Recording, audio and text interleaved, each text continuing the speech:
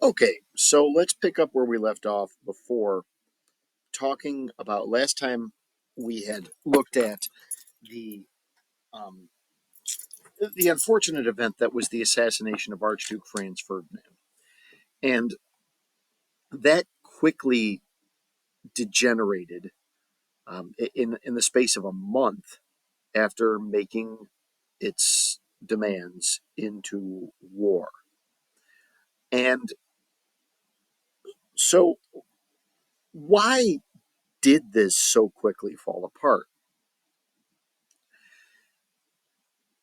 One of the things that is, I think, really important to understand here is that assigning blame for World War One is very difficult. Um, Popular theory, and probably the easiest explanation that most people will go with, is it's German aggression. And there is a lot to be said for that when we talked in class about the fact that, um, we talked about four simmering issues that Germany really was involved with three of those four issues. It is more complicated than that. And to lay the blame completely on Germany, which is essentially what happened historically, is not fully accurate. So let's try to break this down and go through in a very simplistic, very generalized way why things fall apart the way that they do. All right. So Germany supported Austria's extreme demands. Now, it is true that Germany was preparing for a two-front war with both Russia and France. The epically named Schlieffen Plan that involved the German army attacking France by going through Belgium, circling behind Paris, and cutting Paris off from the rest of France. At the same time, Germany would invade Russia, and the plan called for the defeat of the French army in something like 6 to 8 weeks. And then by that point in time, the Russian army would have finally got its act together, and the German forces from France could be transferred into Russia to defeat them in a fairly easy series of battles. And it is very true that the Germans were in full support of the Austrians. It's also true enough to say that Austria, when it got permission from Germany to be harsh, didn't need any encouraging. Um, the Austrians really were not adverse to the idea of expanding their empire by occupying at least part, if not all, of Serbia. Then there's the issue of the Russians. The Russians desperately needed access to the Black Sea through the Balkans. There is also the very real reality that the Russians viewed the Balkan people, who are primarily ethnically Slavic, which is the same nationality group, or the same ethnic group that the Russians are themselves, as sort of like little brothers or cousins. And they really saw that Serbia's goal of creating this sort of like greater Serbia or greater Slovakian nation was something that would work for Russia's benefit. Additionally, the Serbians are Orthodox. Um, Many of the Balkan peoples were Orthodox Christian. The Russians were also Orthodox. And despite the differences, that there's way too much to get into about the differences between the different Orthodox churches, the Russians felt that they were the defenders of Orthodox Christianity, and that they needed to draw this line in the sand because the Austrians were Catholic Christians. So it was a Catholic versus Orthodox thing there too. Now, part of this failure really does fall into an area of, I don't know what people were thinking, but obviously they weren't thinking rightly. The Russians were not stupid, which apparently the Germans really didn't take into account here. The Russian military knew exactly what Germany was doing by pushing Austria into this. And they were prepared for what was going to happen.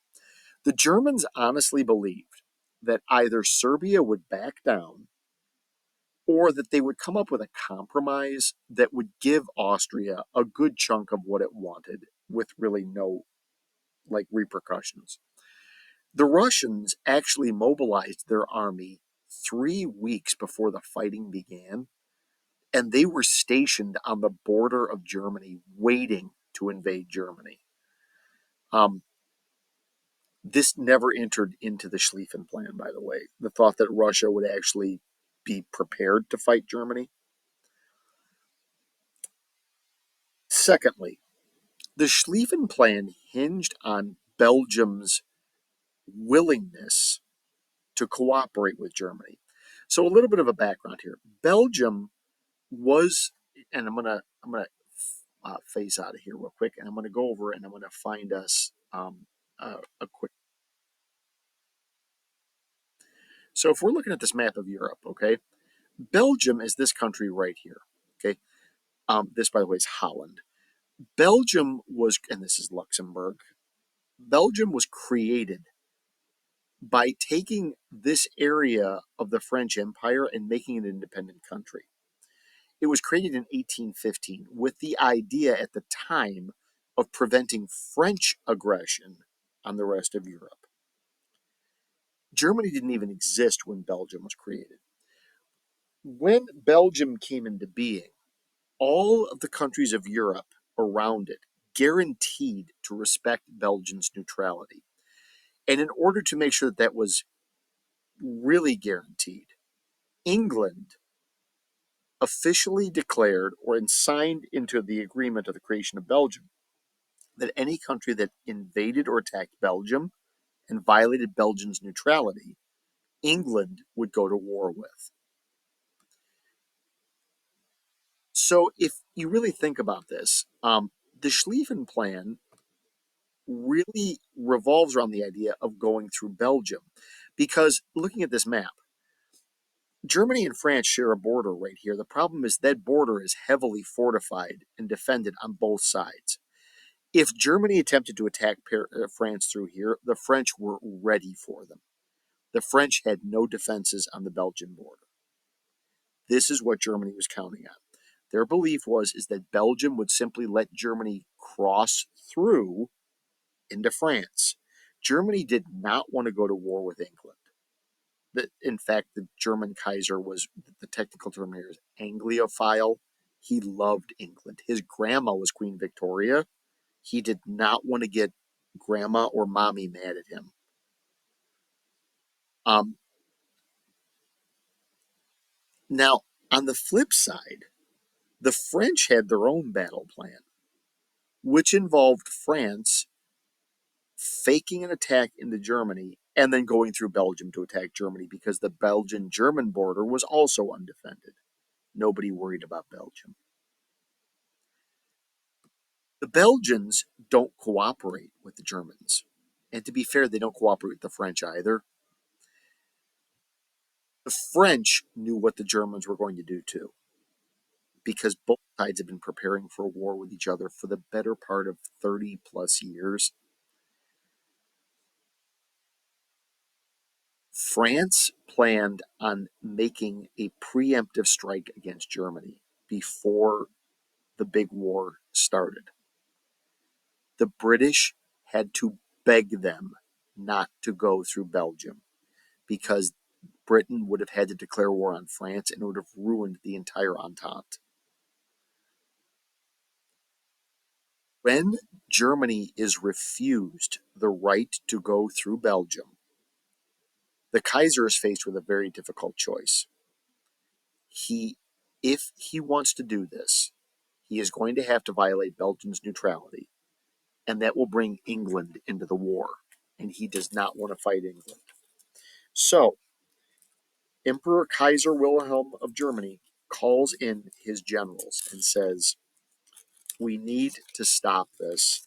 We can't do it. I will not go to war with England. I will not risk thousands of lives. We need to stop this. The German generals had been planning this invasion for decades, literally. Every year, they had fake invasion drills where they would prepare for the invasion. They had the timing down to the second, how long it would take soldiers to get on and off the trains, how long it would take the trains to get to the front, how long it would take to unload them and invade. When the Kaiser called in his advisors and said, "We're not going to go through with this," the trains had already left the station.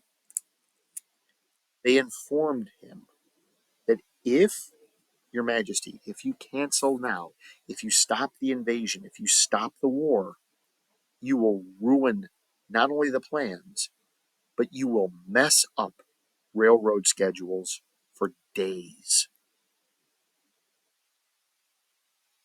And the Kaiser backed off and said, "You're right. I can't afford to mess up the railroads. We need to go to war." I wish I was making this up. Now, Germany goes into Belgium. England declares war on Germany. Italy wants no part of its agreements with Austria and Germany, and it drops out of the Triple Alliance. Russia, even before Germany can get into France, Russia invades Germany and takes a big chunk of northeastern Germany, which forces the Germans to take some of the armies that they were going to use against the French and put them against the Russians to try to fight back. Additionally, Belgium fights back, which delays the German army like 3 days. Now, this may not seem like a big deal, but when we're talking about guys who literally have stuff timed down to the second, 3 days is like an eternity. The result of this is that when Germany gets into France, yes, they wreak havoc with the French army, but they don't have enough soldiers to circle around Paris and cut it off. The German offensive stalls and is held in one spot, where they are forced to begin digging trenches to hold on to what they have. And for the next 3.5 years, they're going to be sitting in those trenches. So, why does this spread so quickly? Well, in order to understand the spread of this, it might be helpful to look at the world in 1914. So, at the beginning of the war, see if I can get this a little bit bigger. Okay. Austria Hungary declares war on Serbia. Russia declares war on Austria Hungary. Germany declares war on Russia. France declares war on Germany. Germany attempts to sneak attack France by going through Belgium, violating Belgium's neutrality, resulting in England declaring war on Germany. Italy drops out of the alliance. The British and the French offer Italy a secret deal that if Italy switches sides, they will give them chunks of German territory and Austrian territory for themselves. Italy therefore declares war on Germany and Austria. In order to replace Italy leaving the alliance, Germany negotiates a treaty with the Ottoman Empire, who declare war on England, and they invade British Africa in an effort to try to take British Africa away. Not to be outdone, British Africa and French Africa invade German Africa to attempt to take away Germany's colonies from them. South Africa is a British possession, by the way.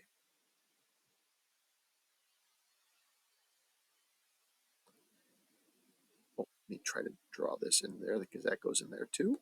And that goes in there. Now, if this is not confusing enough, because it's a member of the British Commonwealth, Canada declares war on Germany. Because of an obscure treaty signed in 1901, Japan declares war on Germany and invades German Guinea.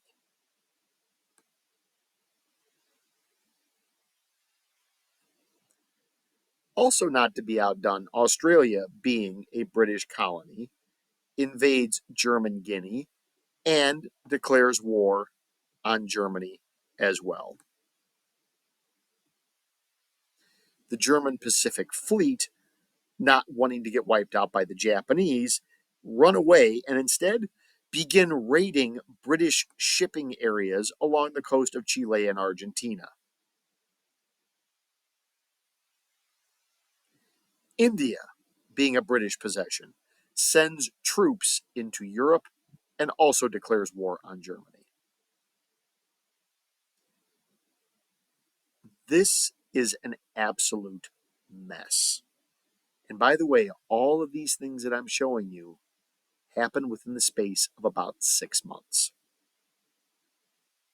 We go from one little dinky regional conflict to a situation where literally like every country on where countries on 6 continents are now fighting each other.